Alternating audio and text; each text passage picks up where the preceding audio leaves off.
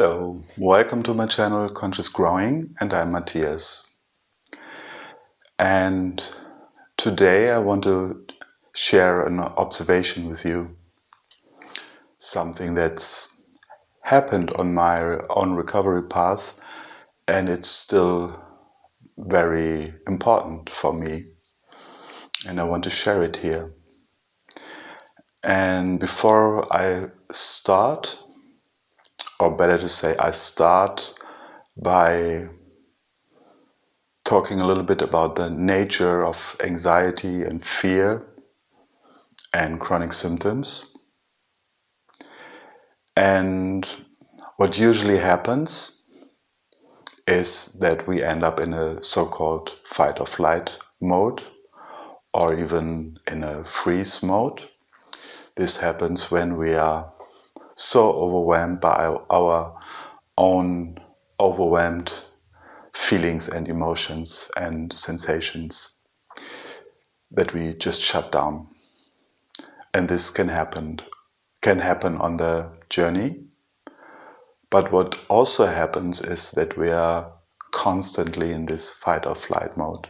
Sometimes we even don't know exactly, am I more in the fight mode or more into the flight mode?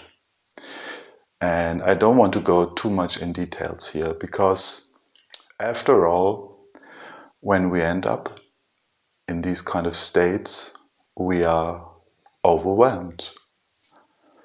We can't deal with the situation. We want to run away. We want to fight. And so what came to me is, when we are in this constant state, then we have several enemies.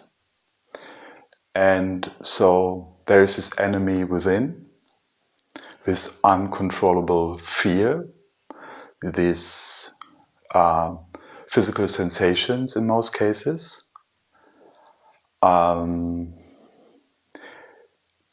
And then what always happens is we are easily ruminate about our situation. We are worried and so on. And I make lots of videos around this topic, but today I want to show it from a different angle. And so what usually happens is, there are sensations, there are emotions, and it's all too much, and it feels like we are on edge most of the time when we are in these states. And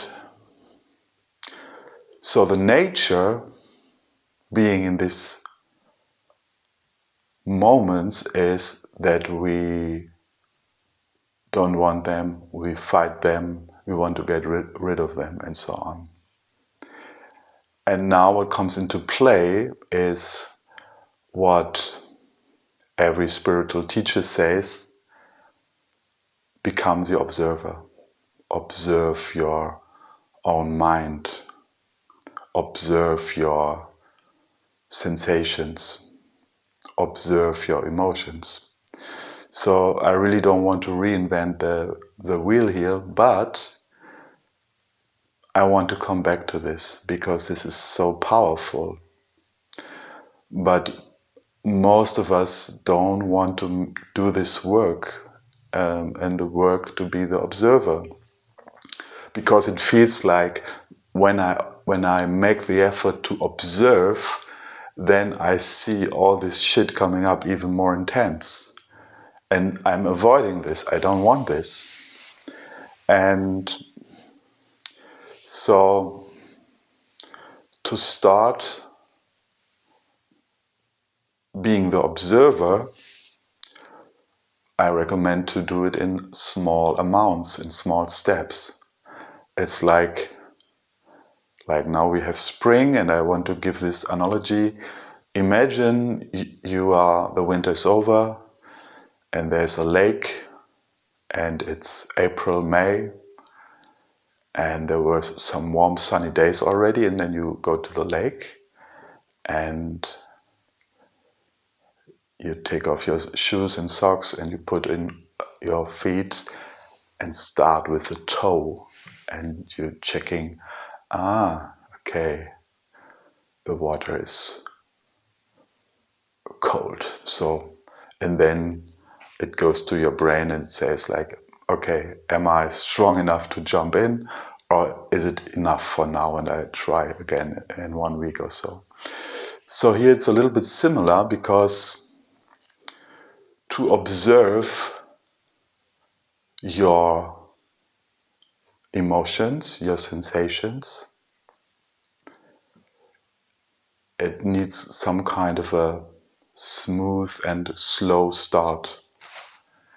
And there are lots of methods and techniques out there. There's this, it has a name already, of course. We call it somatic tracking, and we call it emotional tracking. So we slowly start to become a little bit more curious about what's going on within ourselves. For example, when I have this thought, where is it in my body, for example? I can identify. So we come from the point of avoidance on this end, coming to more allowing, becoming more neutral, becoming the observer. And we can start it in little amounts. So you don't want to sit and you don't want to observe your thoughts and your emotions all day long, and your sensations, of course, as well. So you don't want to sit there. You can't do it. You can't cope with it because it's too intense. You come from this end, from avoiding. So you want to start slowly. But if you're able to sit a few minutes every day in this kind of, in best case, curious attitude, and see, okay, where are the feelings in my body? Where is the tension? Where is a strong or a moderate sensation, maybe? So what I'm doing, I'm observing. And what usually happened in the past, when we were still there, we were judging the states we are in. We were saying, like, this fear is unbearable. I can't handle it. It's too much. I'm avoiding it. I want to get rid of it. I'm fighting against it. And now to become the observer is not something you do from one day to the other. But if you start to do it, you get a very powerful tool. Because the tool is like when you start, let's say, coming back to this example, you put your toe into the water, and in the first moment it's so cold, but then the next day you're maybe already able to put the whole foot. You still went in, but you're able to go a little bit deeper. And here it's the same. So it's an exercise, and the exercise is so simple. It's like I'm the observer, and I observe current thoughts. I observe current emotions, current sensations. And I do it, and let's say I do it for 1 minute in the beginning. Then I was already able to do it longer than ever before. And I really want to say here, it's not about white knuckling yourself through it. It's really about like, I'm as neutral as I can. And also, I don't judge what I feel. I learn not to judge what I feel. It's like when you go through a gallery somewhere and you watch pictures, you're just watching them. But the mind is always active. You have to know that. So the mind would say, oh my God, this is an awful painting. Look what the colors are there, don't match, da da da da da. So there could be lots of interpretations about it. Or the other thing would, oh my God, this is the best picture I ever saw, the best painting I ever saw, and you're absolutely amazed about it. But it's just, even when you're amazed about it, it's still some judgment. And what I mean here is really like you just observe something and you don't add anything about it. And it will feel very unnatural in the beginning because you're not used to it. Because before, the sensations, the phenomena, they were always more important and they always sucked you in. They got your full attention most of the times.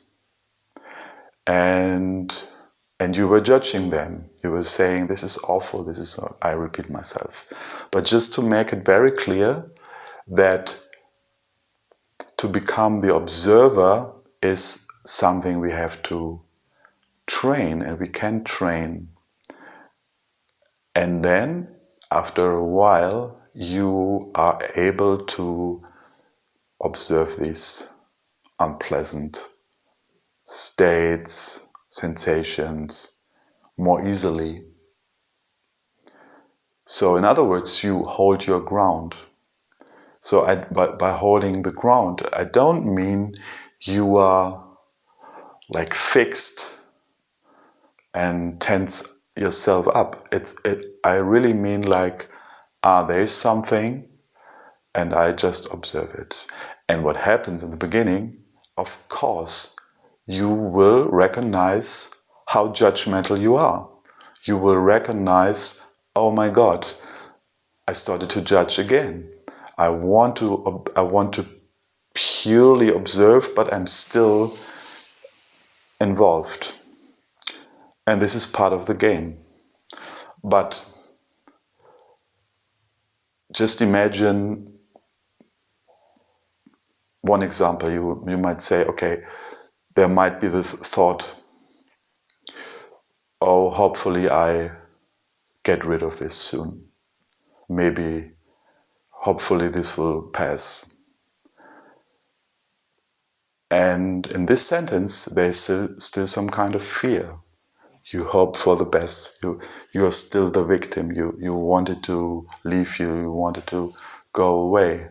And okay, it's not the full drama anymore, but there's still some kind of taste of fear. And so you start to see that, there's still this kind of, I hope it will leave me soon. And then you continue this practice and you do it a few minutes each and every day, and then after a while you will see that this thought and even other thoughts will come up, and they're trying to convince you that you are in a difficult situation, or this fearful thought, like in this example, comes up, and you are able to observe it. And then in the beginning you are involved, and in the second and fourth time you're still involved, but then somehow you see, I'm more able to do it because I already know my pattern of getting involved. So I react less. I allow it to be there. And when this happens, we become a little bit more calm because we are not involved. But it's not by trying to calm down. Calming down by this practice is a side effect. And as I said, it's not about only the thoughts, it can be also about the sensations and the emotions. So in other words, let's take the best and most challenging example is the example of fear. I feel fear, or I label it as fear, so it comes in my body and I want to run away. I can't stand it. And so in the beginning you observe this fear, maybe just for 10 seconds. Remember the toe. But then with time you create this curiosity. And the good thing is, the more you practice, the more you realize, oh my God, I can do this. I'm getting better in this. I'm less afraid about what's going on within myself. I inquire these kind of things in myself. And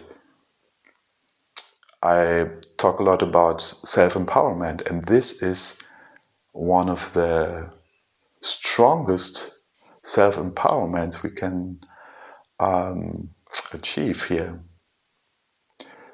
And yeah, you will get caught up again. You will make mistakes. So you don't have to be perfect in this. But once you find that this is possible for you, and once you see you can make some progress, then some kind of openness starts within you. Openness for your own suffering. Because when you start, or when you stop judging your states, this whole system can relax. Before you were fighting, before you were running, before you were whatever what you did or still do, it's okay. But to conquer yourself back in this kind of way, and just see that in this overwhelm, when you are just so much into this suffering, then it seems like there's no way out. But when you start being able to face and accept this kind of states in a neutral way, guess what? What happens? You will get better, you will change, you will get stronger, and the good thing is you don't need anyone for this. This is just your own practice. You're learning to accept whatever comes up. This is the highest teaching I'm sharing here. And it's not new, of course. It's not from me, but it worked for me. And I used it, and I still use it, because life goes on. Challenges still come. Thought patterns still come up. Sometimes anxiety and fear comes up. And this tool is maybe for the rest of our lives, if we're able to use it in a wise way. And I want to add another aspect. And this aspect is, like, what I observed is, when my brain thinks and feels everything is a threat, then of course we don't just feel these threats within ourselves, we also feel them in the outside world. And it's connected, because what we start to do is we isolate ourselves. The world outside seems to be scary. There are wars. There are lots of I can say for my city here, Berlin in Germany, I can say that people get more aggressive, and the rate of crimes went up and so on. This is very obvious. So you could think, when you are in your little shell, you could think, oh my God, it's not only internal, it's also external. So there's a good reason to avoid the outer world.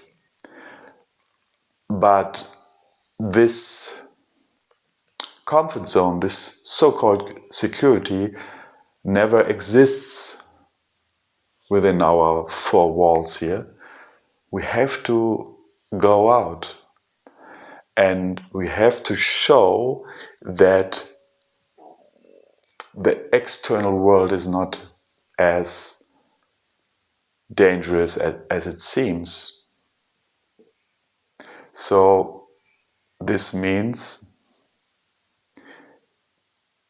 we are human beings, and we have internal needs, but we have also this need to connect with others. So we are not made for just sitting inside and waiting for the symptoms to go and waiting for the fear to go. Sometimes we have to experience it and observe it, as just explained, but we also have to take it with us, going outside, chatting ourselves, and then coming back and see it wasn't that threat that the brain was worried about. This never happens, what the brain is suggesting. This is the good news. Yeah, and if you feel fear and if you go outside, and it might feel horrible, and so it did for me, but it's like you going through this wall. And what I also did sometimes, so one of my practices was I went out to my park. I have a park just around the corner, and within the time, first I just did these walks, didn't talk to no one, and went back and was like, okay, I'm safe again. I did it, good. So there was a little bit of success. And this went for quite a while. But then later on, I started to be a little bit more courageous, and I started to talk to people. When I sat on a bench, for example, I started conversations. And then in the beginning, I just couldn't do it longer than 5-10 minutes maybe. And then I was, okay, thank you for the talk. I have to leave now. So I saw my boundaries and I went. And then the next time when I felt it again, I talked to someone else. And then with time, these talks became longer. And I made the experience that there are lots of nice people out there, lots of different people with different points of views, how they view the world. And it was started to get interesting, and I met more people than ever. Because before I was in a rush. I was working, going back from work, back home, doing this kind of stuff, but I was always busy. But now I slowly discover the beauty of a conversation. And this is polyvagal theory. It's like I connect. I'm curious as I'm started to be with my symptoms and sensations. So turning it from it's a threat to be more I going towards it. So it was the same to go outside and talk to people, and I observed, and this is the point about it, that I thought in the beginning it's dangerous to go out. It's dangerous to open up in the external world.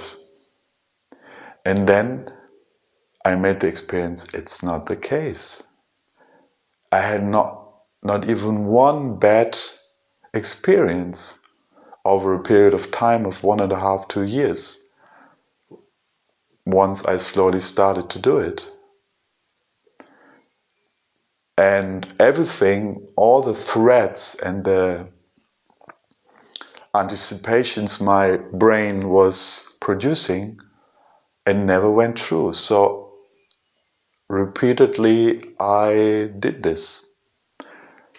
And sometimes I was just sitting on the bench and observing people, and I was just observing my mind. And here's the point. I saw how easily I judge people when I saw them.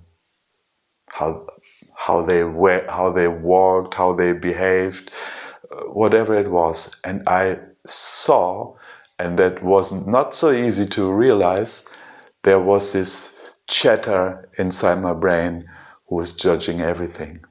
And this is the same one who's judging the internal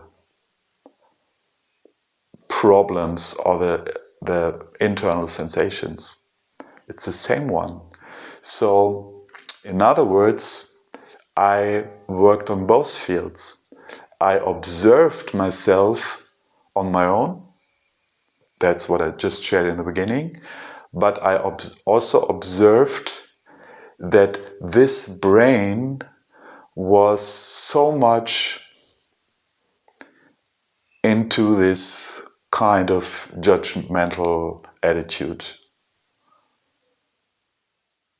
And I started to observe that I wasn't neutral, and I was neutral about not being neutral. You get the point? And this might sound very intellectual, but it's not at all. Because when we do this, we become more quiet with time. We have more natural stillness in us, with what actually is in us, because we don't make all these kind of stories. Because before we were in the drama for good reasons, but now these dramas are over, and we are creating our new world, our new behaviors, our new truths. But to make progress and to make some steps forward, it's so important from my point to learn how to be more neutral. And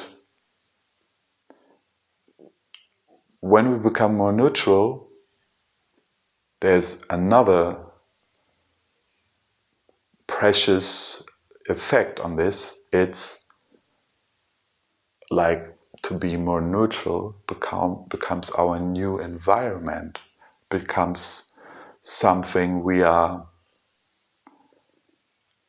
learn to have trust in. We learn that everything is okay. We learn that we can come back to this observer. We're less involved. We take 1 or 2 steps back. And sometimes the shit show of sensations and symptoms of weird stuff the brain produces, of course, continues for a while. And it can even get wilder. But when it gets wilder, it's the opportunity to come back to this observer. Like to say, you can call it consciousness. There is consciousness is just something that experiences something. And that's all. And consciousness is space. So the consciousness recognizes everything. It recognizes the pain, the suffering, the symptoms, the emotions, but it also can experience the smile from this person. It can also experience the bird on the tree. It can also see or recognize the flowers outside. So everything appears in awareness. And this is a space. This is a home. It becomes a home through practice. Because, yeah, the attacks will come. So the brain will even try to convince you more that there's a danger. So might throw more thoughts. It might throw more symptoms. It might throw more unpleasant sensations. This is to be expected, but this is just the last attempt of the monkey mind to convince you, hey, look, it's dangerous. Look at these symptoms. It's a real threat. Look, this person, he might do something, whatever. But you come back to this. Now, this is my new home. This awareness is my new home. And awareness is also space.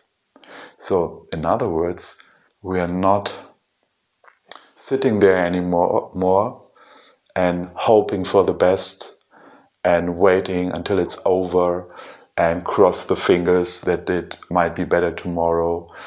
All this coping.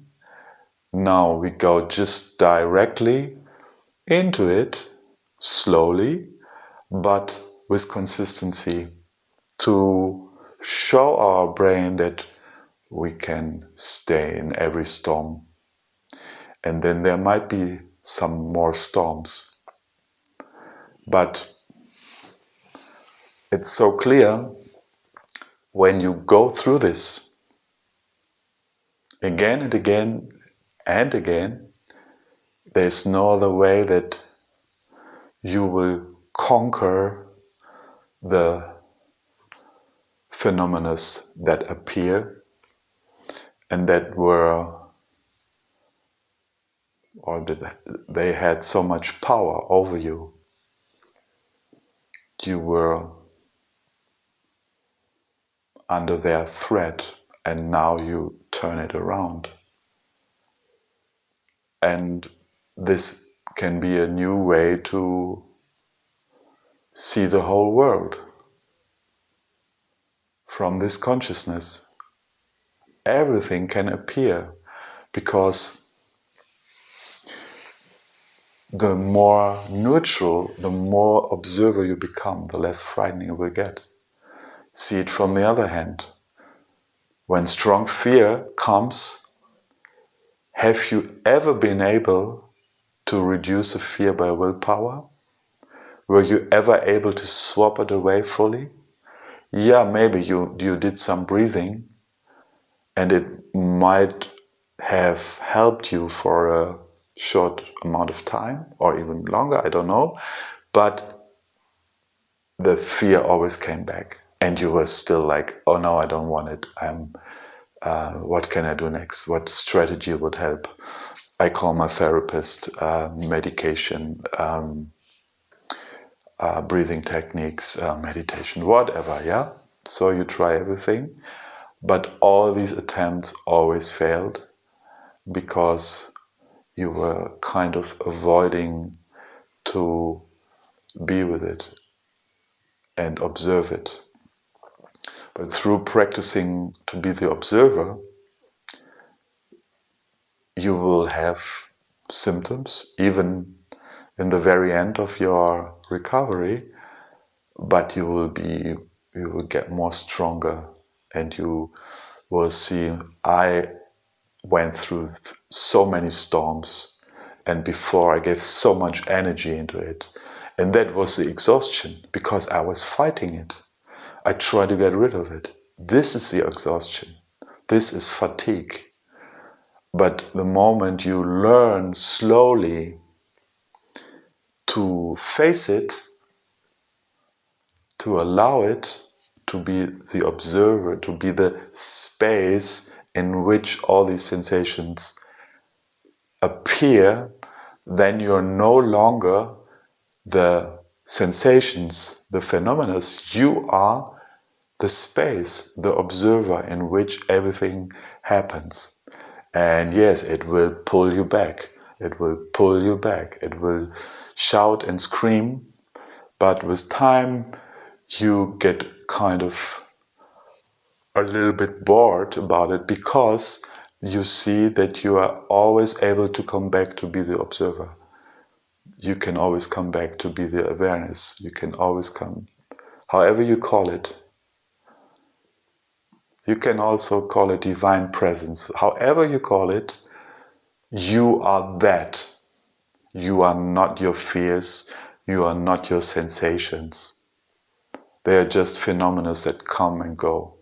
But you are this pure awareness that sees these things come and go.